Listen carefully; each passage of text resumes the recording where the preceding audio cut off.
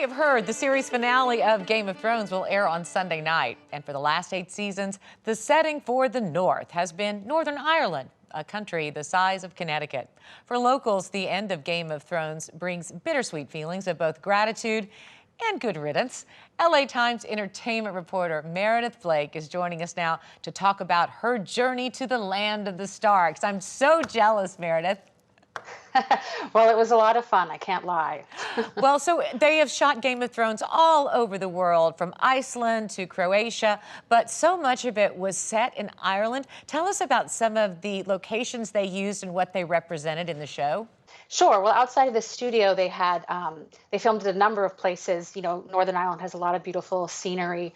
They shot at a place called Fairhead, which is a kind of giant cliff overlooking the sea that stood in for Dragonstone, which is the Targaryen family home.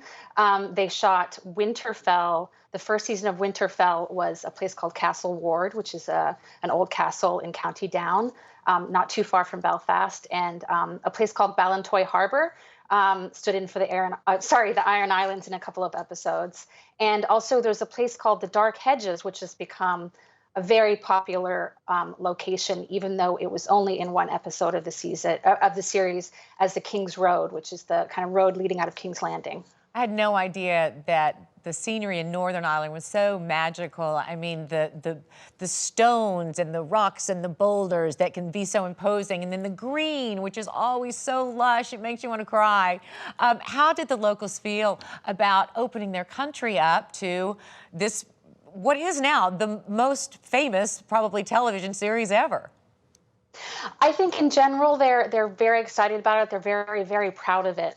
The people that I spoke to, it's something that, you know, it's a very small country that obviously has had a troubled past, and now it's become the home of the most famous and most acclaimed show of the past decade. So it's a point of great pride. I think some people, especially if they lived next door to one of these filming locations, may have gotten a little annoyed, but overall the sentiment is pride. And everybody knows somebody who is in the show, right? I think you said every time you get in a cab, somebody says, you know, my cousin's in the show. Oh, no, I mean, literally, I did. The first cab I got into, the guy was telling me about his friend's son who worked in the prop department, and he'd never seen the show, but he'd gone, you know, and checked out all the beautiful swords and things that they'd made. So yes, you kind of can't swing a bag or a cat or whatever without hitting someone who worked on the show. Can't or swing a dragon. Can't swing a dragon. You know, Yeah. I know that they built some incredible sound stages, like to scale, as well as huge warehouses to hold all of their props, and of course then the extras that they hired. Tell us about the economic impact. Yes, well, over the course of the show, which is 8 seasons and about 10 years since they made the pilot, it's contributed over $250 million. And that's just in goods and services. So that's just things that they bought for the show. That doesn't take into account, you know, the restaurants that the crew ate at, or the now thriving tourism industry, which has brought in last year an additional $64 million. So it's a lot. It's brought a lot of money to the country. I mean, and I know that's a positive, and again, the pride is a positive thing. Are there any people, though, that are like, see ya, it's been great having you, but time for you to move on? That's a good question. I mean, I know that there is concern about one of the locations, the Dark Hedges that I mentioned. They had to actually close it down to traffic because it's become so popular with visitors. It's very Instagrammable, and I think everyone wants to go and get a picture in front of it. So they had to stop traffic because it was damaging the trees. So there is a little bit of that where they have to kind of, you know, rein it in. I have a little personal confession to make. We took our family vacation in Dubrovnik, Croatia last summer so we could go to King's Landing, which is a UNESCO World Heritage Site. And the big debate there last summer was that the mayor was going to have to try to limit the number of tourists, because UNESCO can actually pull your status as a World Heritage Site if you're not protecting the site. And so there's that real balance. So I'm sure that they're going to be struggling with the same sort of issues. Yes, yeah. Well, and as we know, King's Landing is very vulnerable, right? Right, exactly. Maybe not as strong as we thought.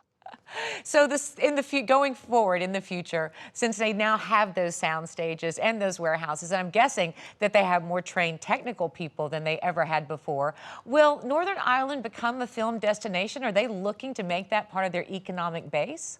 Yeah, I mean, it already has. It has become, really kind of a central production hub in Europe. The head of the screen agency there said that 10 years ago, there was basically no film business there. Now you don't make a film or a TV show in Europe without even at least considering Belfast as a destination.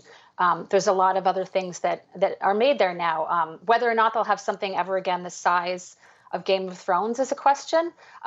It also lasted long, which doesn't always happen. But it really has helped train a whole new generation of filmmaking talent in the country. What was your favorite place to see personally? This is a funny one, but there are these caves called the Cushenden Caves, which are kind of near Ballantoy Harbor, which is the Iron Islands, and they're where Melisandre gave birth to her shadow baby. I don't know if you Ooh, guys remember that, but yes. that was a key moment, and that was in the caves. It's in this beautiful little village. I just really enjoyed that scene. Maybe is what it is, but I the love it. contrast was interesting. I loved reading your piece and sort of living vicariously through you. I think that might have to be our next summer vacation. I highly recommend it. And I highly recommend Dubrovnik. You go there. Thanks Okay, deal. Thanks a lot, Meredith. Love seeing you. Okay, thank you so much. Bye. There are, of course, lots of stories to tie up and questions to answer in the series finale of Game of Thrones, which airs Sunday on HBO.